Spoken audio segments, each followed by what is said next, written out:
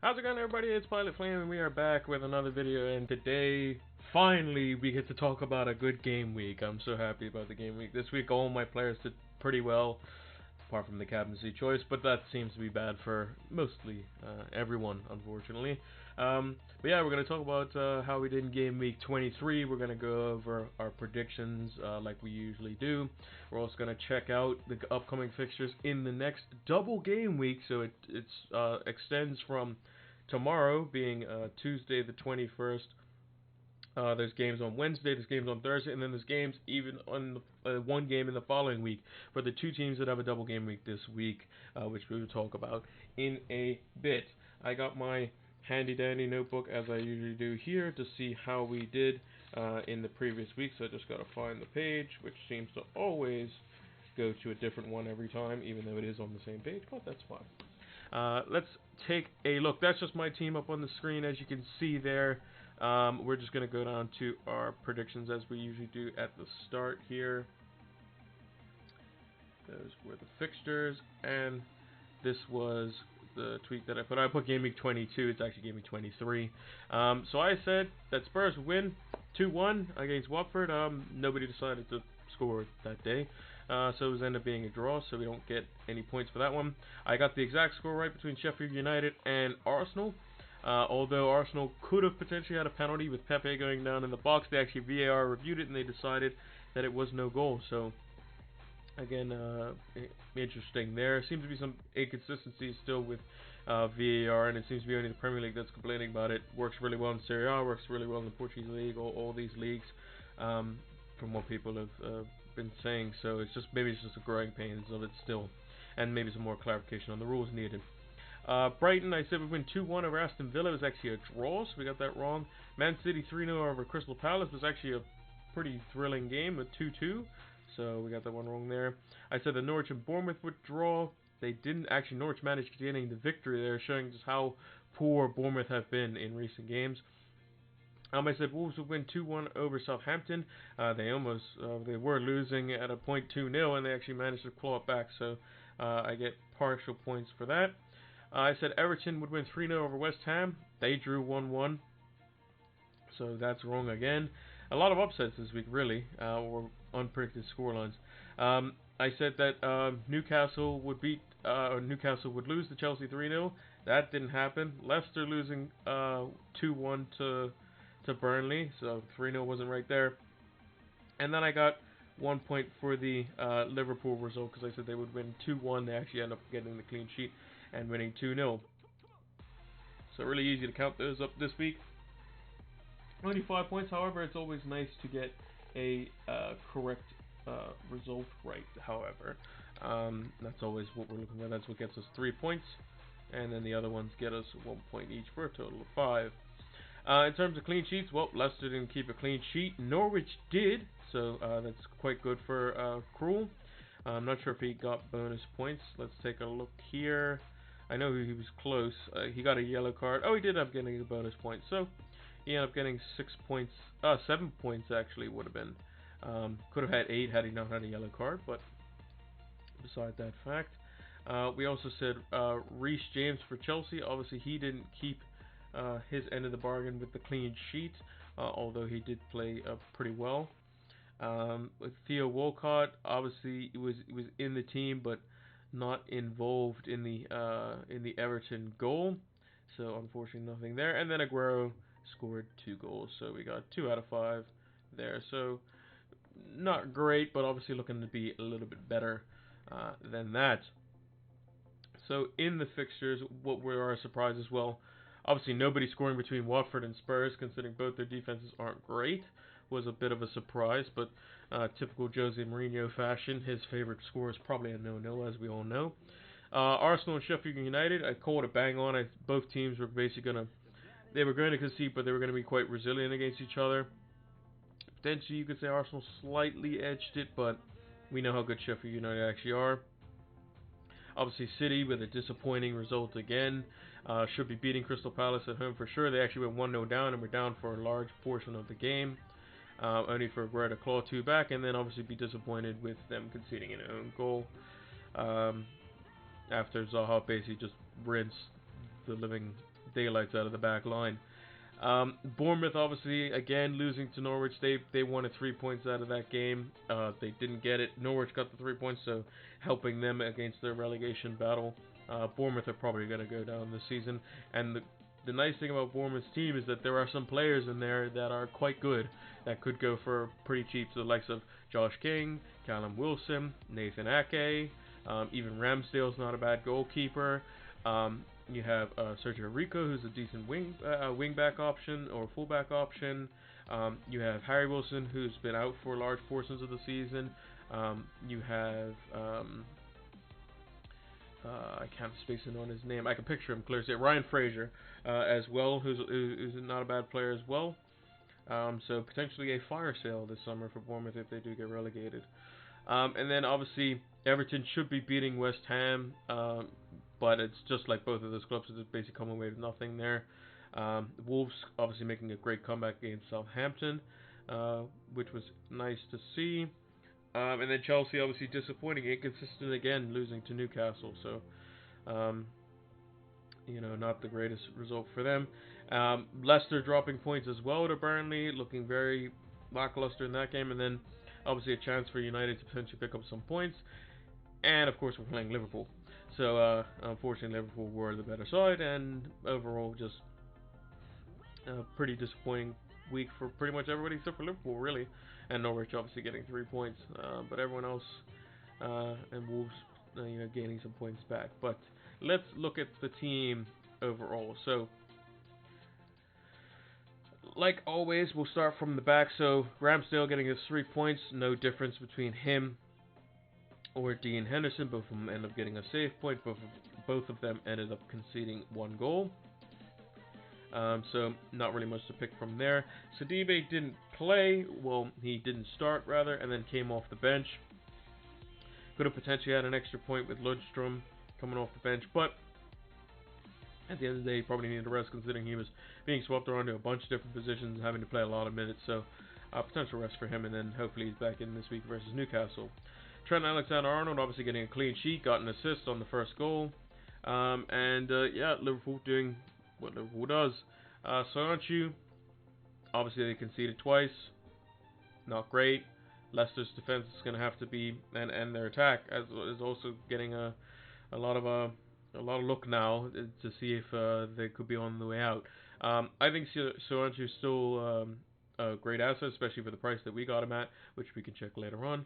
Because he's up in the 5 million range now, whereas before we got him back when he was a lot cheaper than that. So we have a lot of value in him.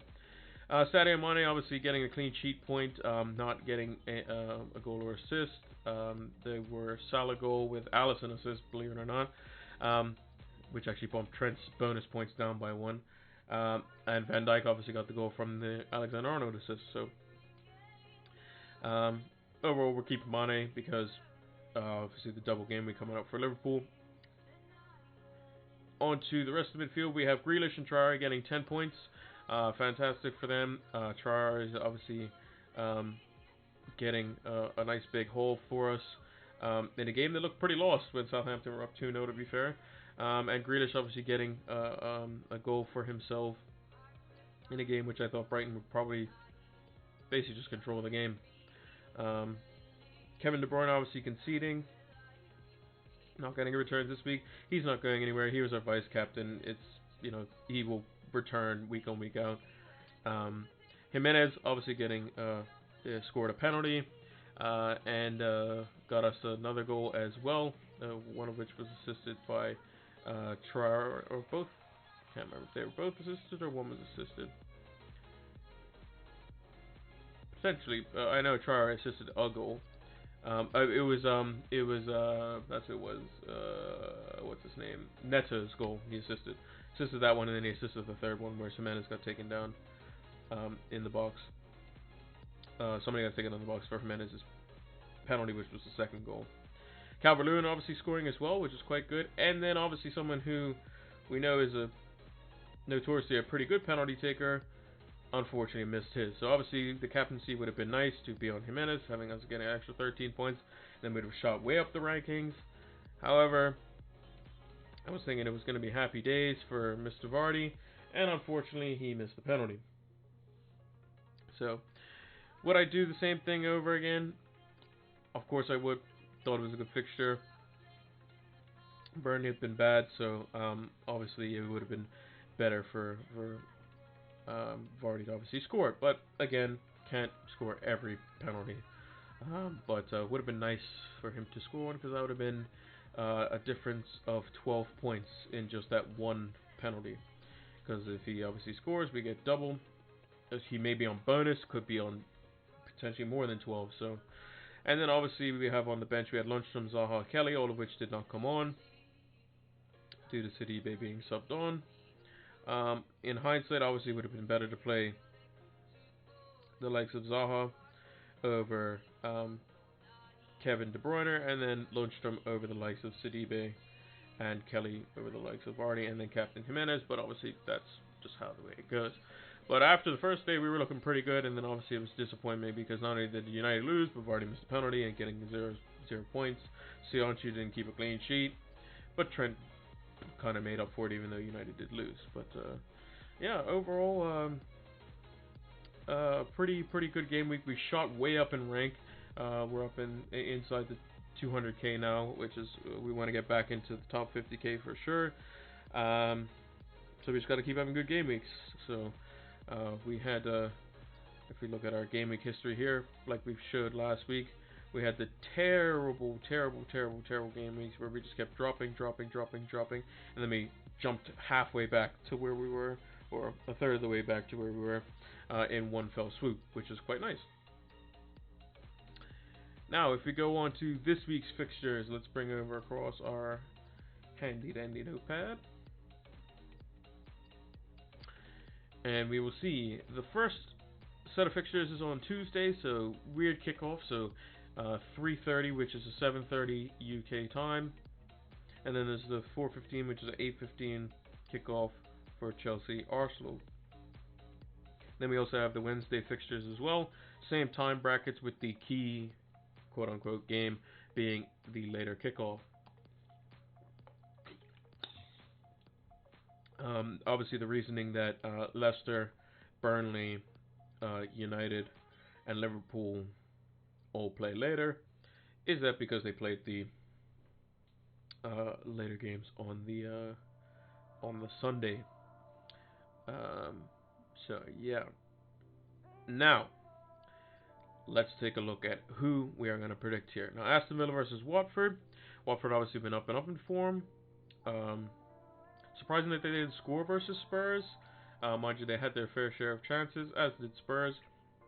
I think I'm going to go with a 2-1 victory for Watford here. Bournemouth versus Brighton. I think Bournemouth are terrible. And they can't even score against Norwich, so what does that tell you? I think Brighton will probably win 2-0. It's probably a respectable scoreline, but who knows? Brighton may just fold and they end up being 1-1 or something. I don't know. I think Bournemouth is on the way to getting relegated. Oh, excuse me. Crystal Palace versus Southampton. Always get at least one yawn in. Crystal Palace versus Southampton.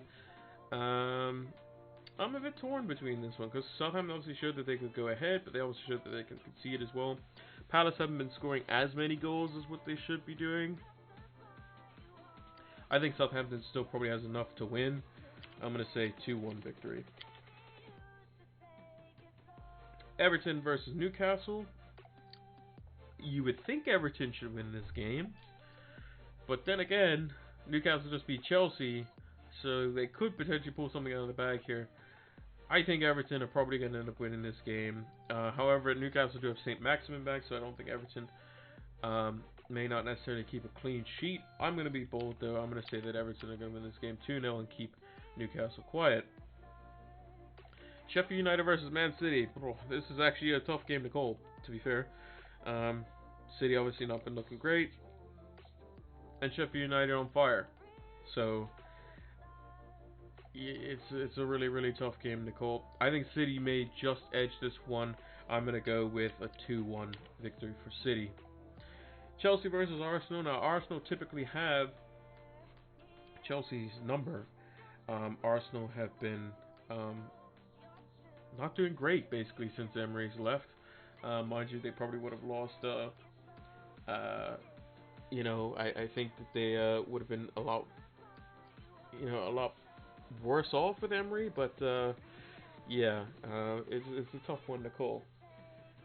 Venom Snake 2018, thank you for the follow. I appreciate it. I appreciate it very much. Yeah, we're just talking about our fixtures here. Make sure to go check out the YouTube channel as well. This will also be up on YouTube as well. So check it out.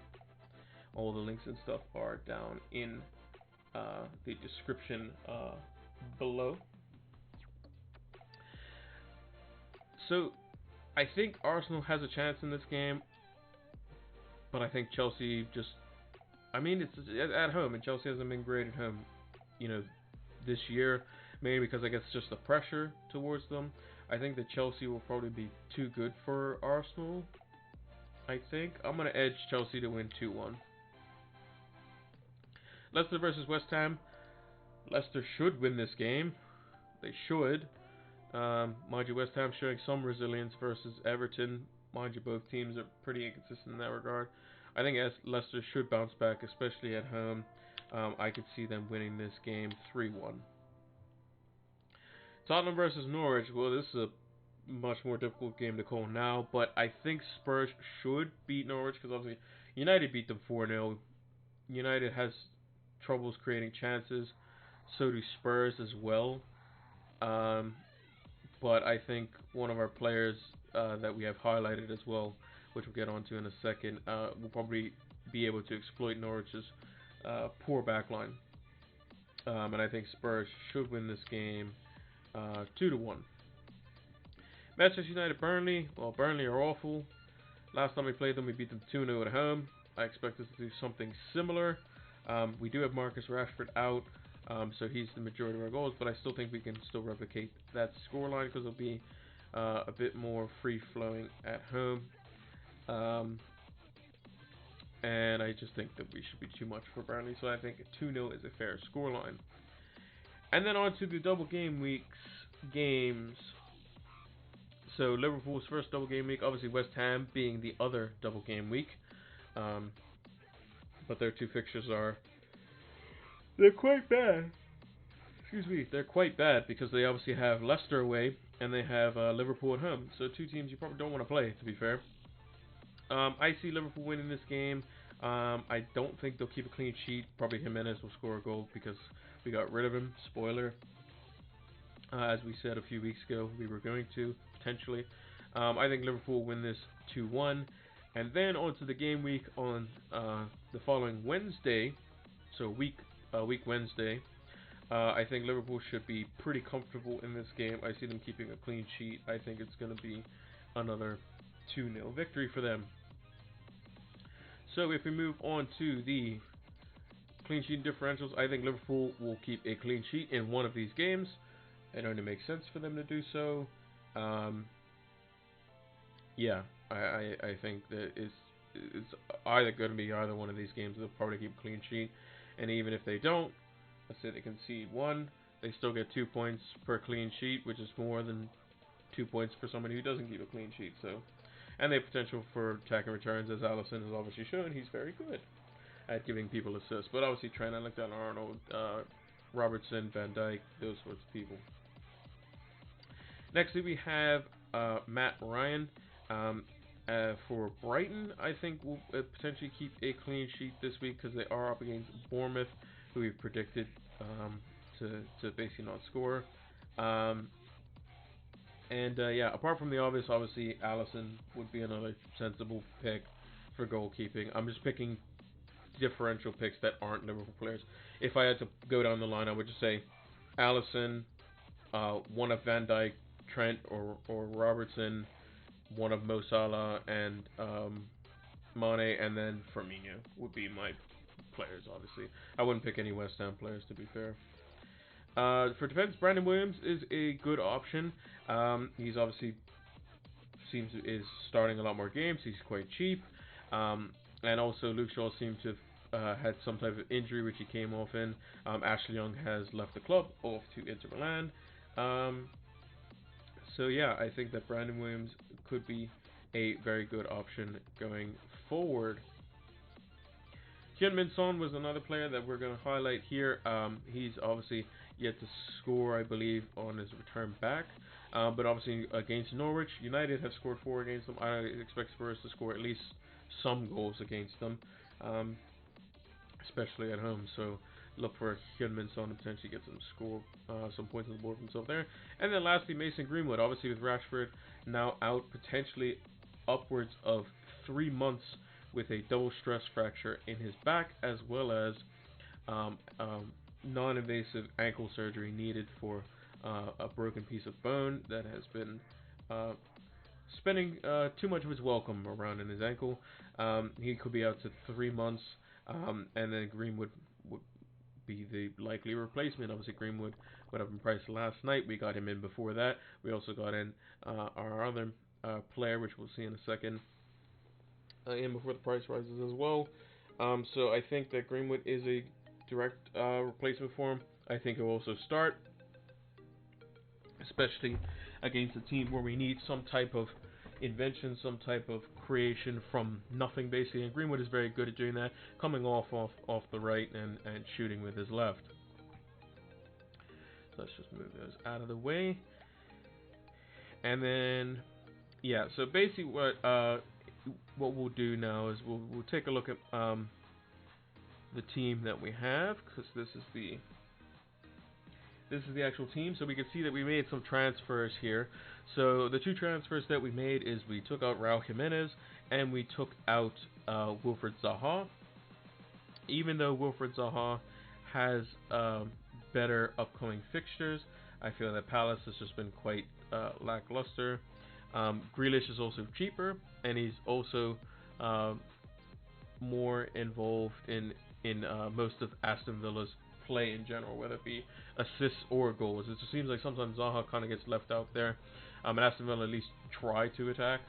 But yeah, we wanted to have to keep more money in the bank for potential moves elsewhere.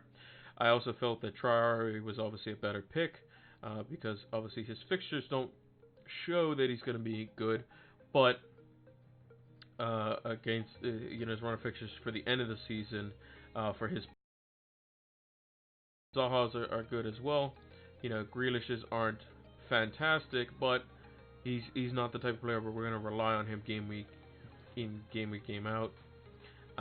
So yeah, we chose him over Wilfred Zaha.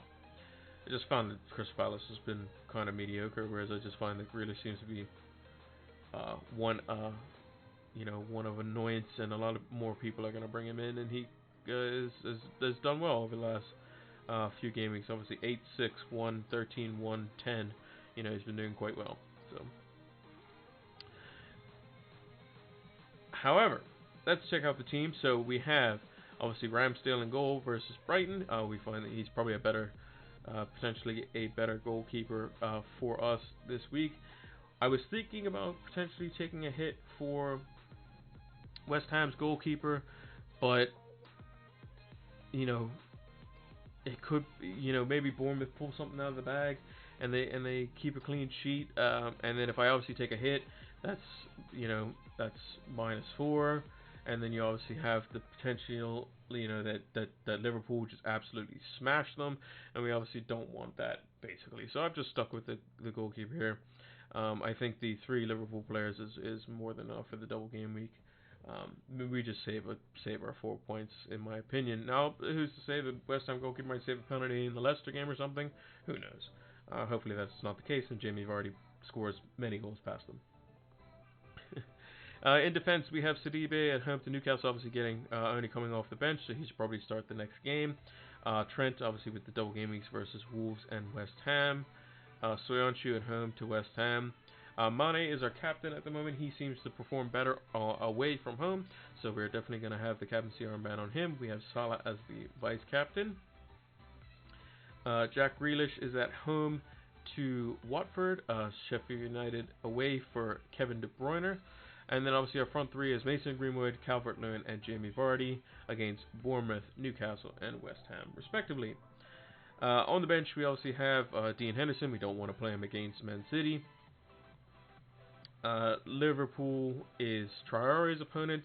Obviously, not a great opponent for Liverpool. They are at home, and he could potentially score in that game. But I feel that Jack Grealish probably has a better chance of scoring versus Watford, with their defense being a lot weaker. And then obviously I have Kevin De Bruyne because he costs more, and it just makes more sense for him to do some potential magic for City, and maybe he scores a boatload. Secondly, we have Kelly on the bench at home to Southampton. I feel that Sidibe is a better pick because Southampton tend to score, and I don't trust Palace at the moment at all. And then Lundstrom, unfortunately, we have him at the very end.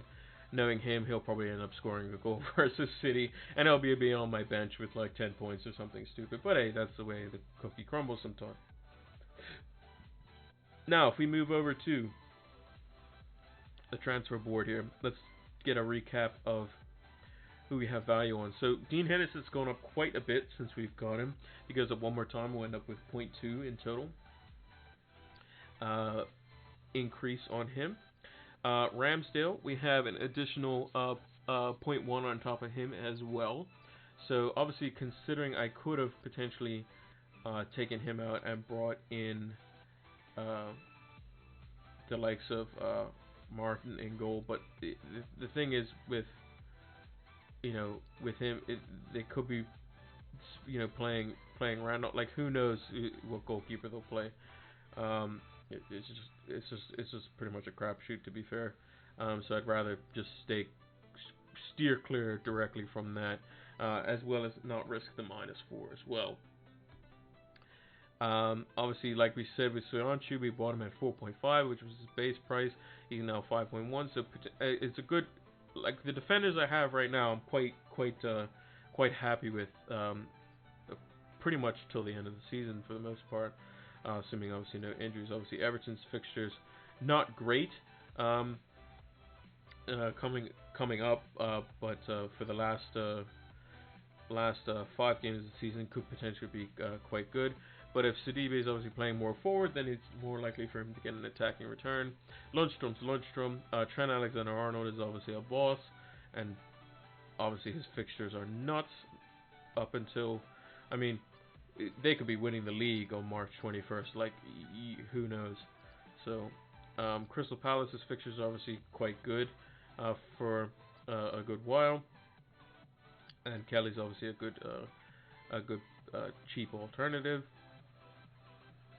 And then obviously with our midfield, we got the 0.1 for Salah last night. Mane, we've had him since 11.6. Grealish, we've got him. His price rises a few times, so we got 0.2 on him. De Bruyne is at 10.7, so we've got 0.3 on him as well. Traore, we've got 0.1. Calvert-Lewin, we've got 0.1. Vardy, we've got 0.5. And Greenwood, we got the 0.1-ish so far. But yeah, basically my thinking was, I still have Traore, who could still potentially get returns. Obviously, Jimenez scored 2. The likelihood of him scoring more, especially against the likes of Liverpool, Man United, and Leicester, is quite low. Maybe potentially look to bring Jimenez back in for the run of fixtures from the 27th onwards. That could be a potential reshift in the wild card, when maybe we don't necessarily need both Salah and Mane. We just want them in for the double game week. So potentially some changes may be needed there. Potentially Jamie Vardy makes way for a brief period of time, because their fixtures kind of go a bit wonky as well after the West Ham game. So they have Chelsea at home, Wolves away, Man City at home. Obviously not great. And then their fixtures obviously get pretty good again. But again, these lower teams, they're starting to stumble over them. So and not really find their feet, which they were doing previously at the beginning of the season. So basically, my whole thinking was, I was going to bring Jimenez in for 2 game weeks, see how it was going to work. If I'm going to keep him, I would or if I was going to upgrade him to Firmino, or sell him, bring in Greenwood, bring in Salah. And so with Salah scoring, I think it's a good option to have them both. I just think that also Mane is probably the better captaincy option, because it's 2 away fixtures, and Mane's return in away fixtures this year is 5 out of 10 if you include the 1 away fixture that he didn't play in. I want to say it was game week 8 or something like that, where was it? It was, where's the 0? Game week 16, sorry. He didn't feature at all in that away fixture. And so he'd be 5 out of 9, so over 50% chance that he's going to score. So he's most likely to return at least one of them, which is basically what we want. Now, if we go back to the team as it stands now, the question is, do we triple captain Sadio Mane? That is the question. Could we potentially have, so the likelihood of Liverpool getting another blank game week is probably quite high. They're going to go fairly far in the Champions League, one would think. They're going to probably make a deep run into the FA Cup. Obviously, the Premier League, they're trying to win basically every game. They're also they're just highly competitive, to be fair. So I think that it's just one of these things where we could just see just points, and then it'll get to a stage where they may focus on one competition, which could then sway our opinions. So let's say Liverpool have a double game against two bad teams, but the league's already won. They may be resting people for maybe a potential semi-final versus Barcelona, or who knows, you know. So that's something we have to kind of consider. A potential blank into double game week could be City, because City are most likely going to be going through versus Manchester United in the Carabao Cup, because they're already ahead 3-1. Leicester are evens, but they could potentially go through the Carabao Cup final, which could also mean a double game week for them. So that could be a stage where we potentially use a triple captain on like an Aguero or something like that. That could be quite interesting. So, and then the thing that worries me is that they are playing Wolves, and they are away. If both these games were at Anfield, I would have said, okay, yeah, no problem. Triple captain, Salah or Mane, somebody's going to do the business here. But I think I'm just a bit kind of cautious with the actual chip itself. And obviously, last season was a stage where basically you wanted to do like there were strategies where you had free hit bench boost wild card like in 3 or 4 game weeks, and the triple captain basically kind of had to be used on a single target, as it were. So I think that there's higher potential to get these get the triple captaincy on someone that's going to be a bit better potentially. And obviously the main people could be Jamie Vardy, could be Aguero, these sorts of teams. So like as an example, let's go to game week 32. We could have potentially a double game week where Jamie Vardy plays like essentially like Brighton at home, Everton away or something because of the Carabao Cup final. We could potentially have a fixture where Aguero plays Southampton at home, Southampton away, Newcastle at home, and a double gaming fixture. I think once we know the latter ones, then potentially the triple captaincy chip is going to be a lot more useful, because we think it's not great for bench boost wise, but it is good for an individual player. Then it could be quite useful. And we will obviously want to make sure that all our players are playing, because at that time, like we said, with the bench boost and stuff like that, you obviously want all your players on your bench playing. You want them all to have good fixtures, and you typically want to set that up with your wild card.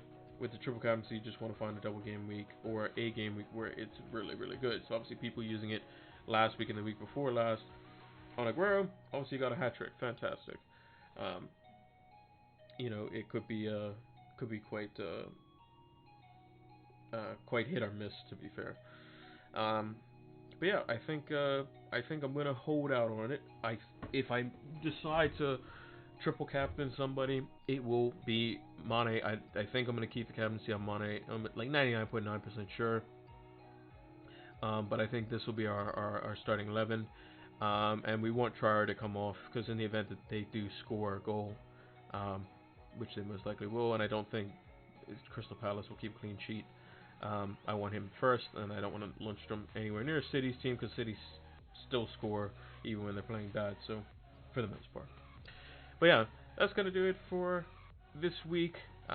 Make sure you all follow the video. Thank you again, Venom Snake 2018, for following as well. Make sure to check out the channel on YouTube and give us a subscribe over there. And yeah, hopefully this is a really good game week, and hopefully my choice of Mane over Salah, because of him having a better away form, is a good one. And that'd be very disappointing if Salah was my vice captain and he had all the points and Mane had none. But yeah, we brought them both in so that we can just make a choice, and then hopefully it pans out for us. Yeah, that's gonna do it for this week. Hope you all enjoyed it. Hope you all have a good FPL double game week 24, and we will see you all in the next one. Take care.